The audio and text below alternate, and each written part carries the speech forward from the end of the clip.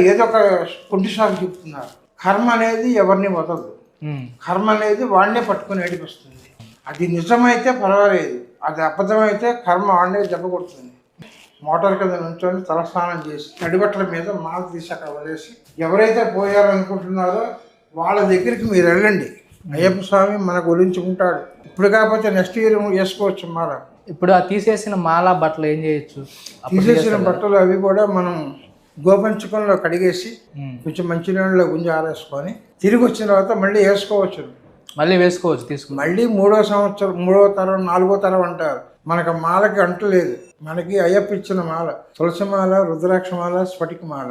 అదే ఒక తండ్రి తల్లి అయితే 1 year దాకా మాల వేయకూడదు. అక్కగారు బావగారు లాంటి వాళ్ళు అయితే 6 నెలలు వేయకూడదు. అంటే అమ్మ తరపు వాళ్ళైనా పుట్టింటి వాళ్ళైనా, అమ్మ తరపు వాళ్ళైతే ఏంటంటే అమ్మ అనే ఒక దీంతో మనం 11 రోజులు